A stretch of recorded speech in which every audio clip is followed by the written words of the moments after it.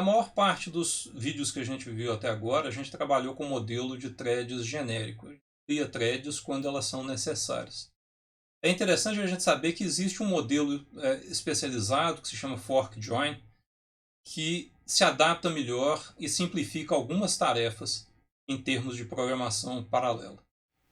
O modelo de programação Fork Join, ele vem para dar uma opção para a gente para criar mais estrutura na hora de organizar uma execução.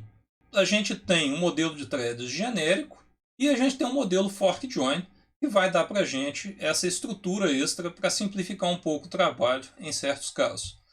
O modelo de programação genérico, a gente tem uma thread principal e a gente vai criando threads à medida que precisa. Cada vez que eu vejo que eu preciso de uma thread nova, eu faço, no caso do pthreads, um pthread create, crio aquela nova thread e ela vai executando até a hora que ela terminar. Em alguns casos, eu posso criar várias threads praticamente no mesmo momento.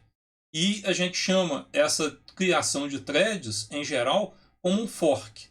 E no caso do Unix antigo, a única forma de criar um processo novo era usando a primitiva, a chamada sistema operacional fork, para poder fazer isso.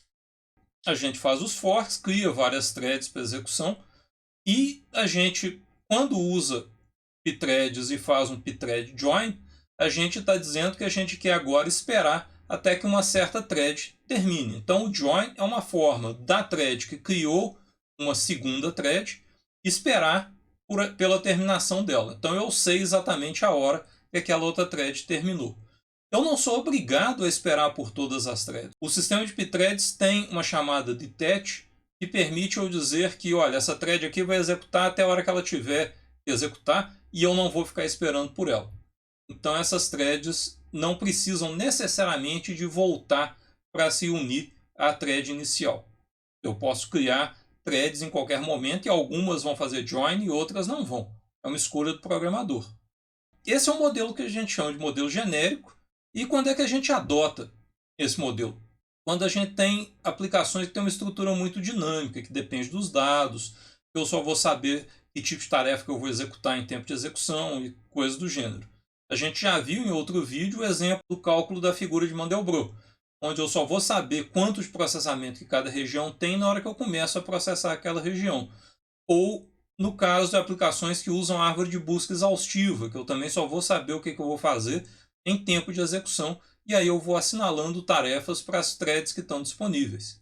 Um outro caso em que esse modelo de threads pode ser útil é quando eu tenho muitas tarefas diferentes com prioridades e complexidades variadas.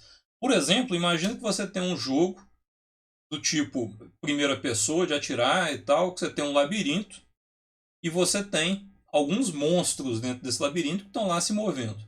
O jogador, então, entra no labirinto e eu tenho agora que produzir a visão do jogador do ponto de vista dele.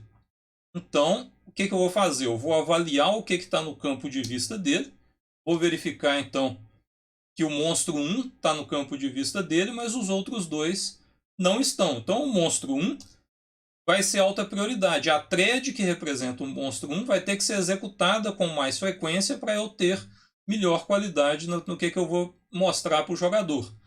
Já o monstro 2, que não está no campo de visão, mas está no mesmo ambiente, eu posso dar uma prioridade média para ele. Enquanto que o monstro 3, que está na outra sala, eu posso dar baixa prioridade para ele e lidar com essas threads de forma diferente. Então isso é um caso onde eu tenho um modelo de thread genérico que vai me ajudar nessa situação. Já no caso do modelo de programação Fork Join, a ideia é que eu vou criar e destruir threads de uma forma muito bem organizada. Então eu tenho uma thread principal que está executando e num certo momento eu vou fazer um fork. Eu vou dizer que eu quero criar várias threads. Essas outras threads estão criadas, todas elas começam a executar em paralelo com a thread principal e elas vão executar até o momento em que elas terminarem e aí a thread principal pode executar um join para dizer, agora eu quero saber se todas elas terminaram e eu não vou avançar enquanto alguma das threads não tiver terminado. Quando isso acontece, ela vai continuar a execução, pode fazer outro fork Ela pode, por exemplo, optar por não executar durante o fork e ficar simplesmente esperando as outras threads terminarem, mas na hora que ela fizer um join, ela vai saber que as outras threads terminaram e ela vai voltar a executar. Esse modelo é muito útil, especialmente quando você tem loops que tem uma carga de processamento muito grande. Então você tem um pedaço de código sequencial com algumas linhas de código sequencial e de repente você tem um loop, um for. Esse for vai permitir então que você abra várias linhas de processamento em paralelo para cada instância do for. E depois, na hora que o for terminar, você espera todas essas linhas de processamento paralelo terminarem e volta para o código sequencial. Se tiver um outro for, você vai de novo abrir, executar aquelas tarefas em paralelo, esperá-las terminarem para juntar no final. O número de threads que eu vou abrir cada vez que eu tiver um for depende do modelo que eu tô desenvolvendo. Eu posso ter um modelo onde cada iteração do for vai ser uma thread separada. Ou eu posso ter um modelo onde eu vou criar tantas threads quanto eu tiver de processadores. E esses processadores vão usar, por exemplo, um pool de threads para que cada thread pegue uma iteração para executar de tempos em tempos. Ou ainda, eu posso verificar quantas iterações que eu vou ter que executar, divido aquele número pelo número de threads que eu tenho e cada thread já pega e executa um loop menor só para aquele pedaço do domínio que ficou para a execução daquela thread. Na hora que elas terminarem, eu volto e executo mais algum código sequencial que ainda exista. Eu posso, inclusive, ter esquemas de fork joins alinhados. Então, eu começo a executar um fork join, numa das threads eu decido que eu preciso de criar um outro fork join e assim por diante dentro da minha execução. Isso já começa a ficar um esquema onde a tarefa em cada caso começa a ficar mais flexível de ser representada. Bom, essa é a ideia. Quando é que eu uso um modelo de fork join desse tipo? Normalmente quando eu tenho uma aplicação muito bem balanceada, onde a estrutura é estática e ela não vai mudar durante a execução.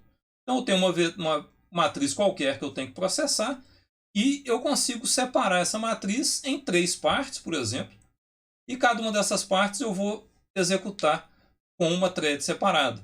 Existe um comando na linguagem OpenMP que chama OpenMP Parallel For, e diz que, olha, eu vou executar um for nessa matriz, separando ela em paralelo. Ou quando eu tiver uma estrutura onde eu tenho uma decomposição por funções, mas claramente eu tenho algumas funções que vão demorar muito tempo para executar, executam mais ou menos o mesmo tanto de trabalho em cada uma, e que podem executar separadamente. Então eu vou criar versões paralelas para cada função, separadamente, como se eu estivesse usando um for. Não é um for nesse caso, é simplesmente eu estou fazendo um fork para todas aquelas funções que são independentes. Na linguagem OpenMP tem um comando Parallel Sections que permite eu dar esse tipo de descrição. Bom, como é que eu decido, né, se eu vou usar o modelo fork ou o modelo genérico? Bom, o modelo fork join é mais simples, enquanto o genérico, né, pelo nome, ele é mais geral, eu consigo representar coisas mais variadas. O fork join é mais estruturado e por isso eu posso ter código mais otimizado para executar. Já o genérico é mais flexível e pode inclusive ser usado para implementar fork join, como a gente já viu em outros vídeos. Os exemplos que a gente viu, por exemplo, a multiplicação de matrizes é basicamente um fork join. O modelo fork join é muito útil, principalmente quando a gente fala de decomposição de domínio, porque normalmente a gente tem essa noção de que você tem um for que vai percorrer todos os dados dentro de um domínio, você vai ficar mais fácil de dividir as tarefas dessa forma. Por outro lado, o modelo genérico pode ser usado também para decomposição funcional de forma simples. O modelo genérico normalmente a gente trabalha com pthreads e já o modelo fork join é especialmente adequado para trabalhar com o ambiente OpenMP. OpenMP é uma API de programação feita para programação paralela, baseada em diretivas de compilação. Você simplesmente anota o seu código nos casos mais simples. Ela funciona com C, C++ e Fortran.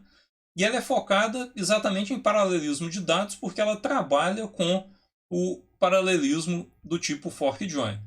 Então, se a gente olhar aqui para esse código da multiplicação de matrizes, onde eu tenho lá os meus 3 loops, eu posso, por exemplo, dizer simplesmente que no loop mais externo, eu vou usar um modelo de organização fork join para poder executar. Então, eu digo em OpenMP simplesmente pragma OpenMP parallel for. Então, agora eu vou executar um for em paralelo usando os recursos de OpenMP.